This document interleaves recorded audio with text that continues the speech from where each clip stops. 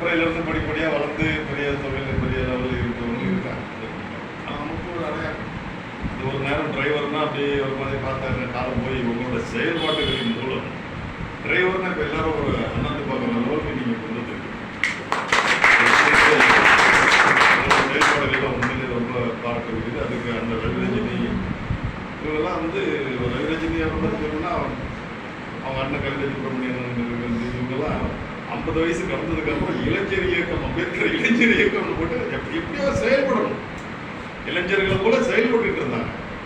அதில் அந்த டைமில் அம்பேத்கர் வரக்கட்டிலையும் நாங்களும் சேர்ந்து அப்பவே அப்படி சேர்ந்து தான் நம்ம செயல்பட்டு பார்த்துருக்கோம். இப்போ நடந்து முடிஞ்ச எலெக்ஷனில் கூட பார்த்தீங்கன்னா உங்களோட நீங்கள் எல்லாருமே சுற்றி ஒரு பெரிய நீங்கள் வச்சுருக்காங்க. ரொம்ப பெரிய இது அதாவது தேர்தலில் வந்து ஒரு தனிப்பட்ட மனுஷனோட ஒரு இதாக பார்க்காம இது பொதுவான ஒரு சிந்தனைங்கிறத புரிஞ்சு இது எனக்கு உறுதுணையாக இருந்த ரவிரஜினி எல்லாருக்கும் ஒரு பெரிய ஒரு நன்றி தெரிவிக்கிறோம். அந்த தேர்தல் ஒரு வேற மாதிரியான ஒரு தேர்தல் அமைஞ்சு போச்சு. அதனால நம்ம அதில் அதிகம் ஈடுபாடு காட்ட முடியல.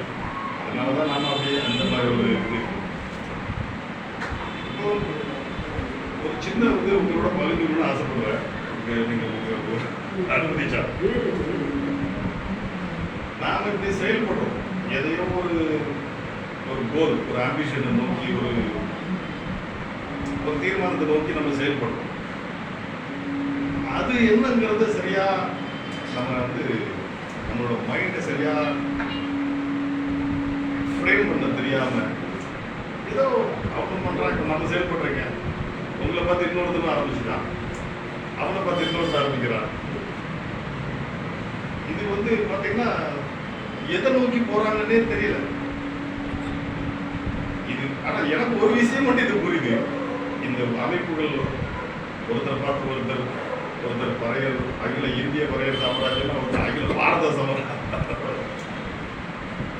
இவங்க எதை நோக்கி பயணிக்கிறாங்கன்னு தெரியல. ஆனால் ஒன்று மட்டும் புரியுது, இவங்க யாரையுமே ஒரு தலைவனாவோ இல்லை ஒரு வழிகாட்டு ஏற்றுக்கிறதுக்கு இவங்களுக்கு அந்த மனப்பக்குவம் இன்னும் வரல. இவன் கூப்பிட்டு நம்ம என்ன இவன் கேள்வி கொடுத்து நமக்குன்னு ஒரு அமைப்பு உருவாக்குவோம். அது மூலமா நம்மளும் தலைவன் ஆகிடுதால நம்மளை சுற்றி 4 பேர் வருவான். இப்படிதான் பயணிக்கிறாங்க. தவிர எந்த ஒரு குறிக்கோள் இல்லாம இது செயல்பட்டு இருப்பாங்க. இப்போ நீங்க கூட்டி நீங்க ஒரு நமக்கு ஒரு 5000 ரூபாய் ஒரு கல்வி உதவியை கொடுக்குறீங்க.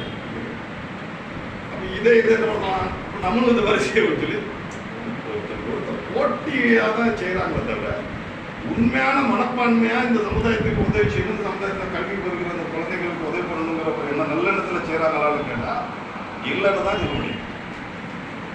இது ஒரு சின்ன ஒரு இது சொல்றேன். எலெக்ஷன் நடக்கும்போது என்ன ஆகுது,